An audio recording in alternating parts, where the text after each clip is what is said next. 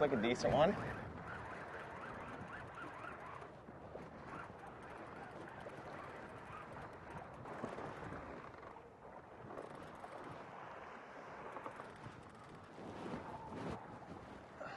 Man.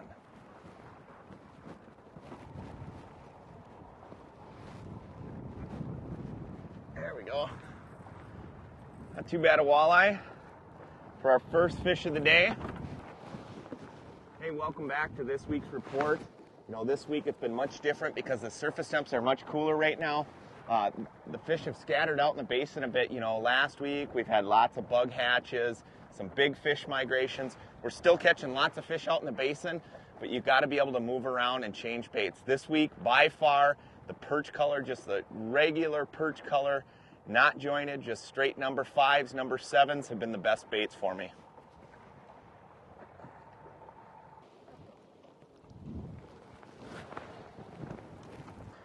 It's so important, especially when it's rough like on a day like today, to keep your speed consistent. You know, I know it's tough in the wind and especially if you're trolling around structure, but when you're out in the main basin like this, it's important to either to quarter upwind, ride the trough, or even quarter downwind. On a day like today, because it is so rough, it's extremely tough to even quarter upwind. So what we're doing is we're just kind of riding the trough and then quartering downwind. It's keeping your speed much more consistent rather than trying to buck into the waves or heading straight downwind. You're going to get a lot more consistency and action out of your baits if you're going with the wind and riding that trough.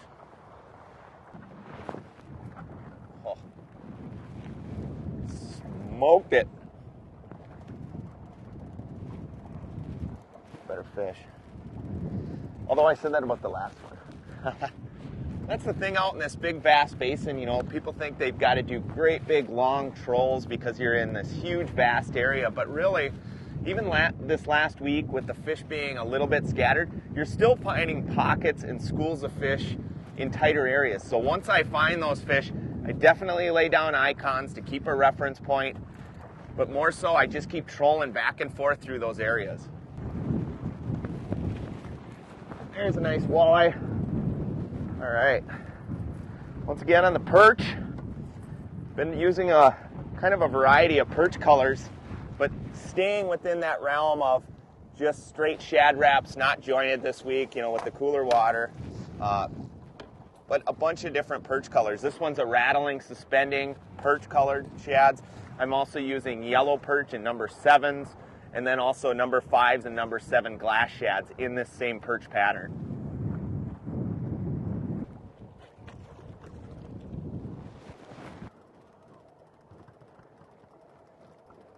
Towards the surface here. Try to keep them down.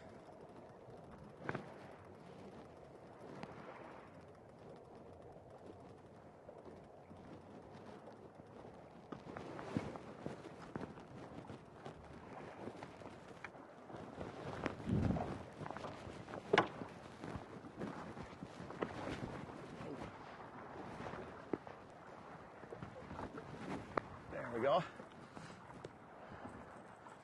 And that's the thing about this time of year.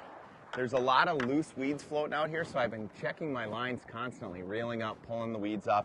You know, I just had a weed slide down, obviously, when I'm reeling in a fish, but it's really important to keep those baits clean.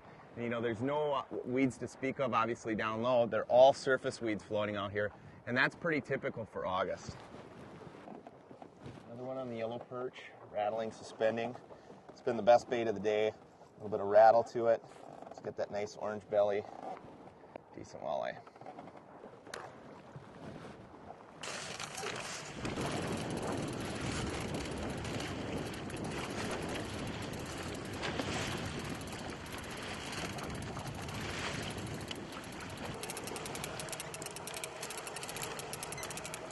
Not too bad fish.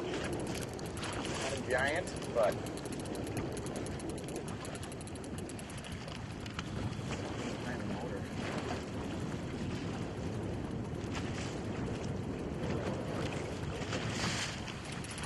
like slot fish.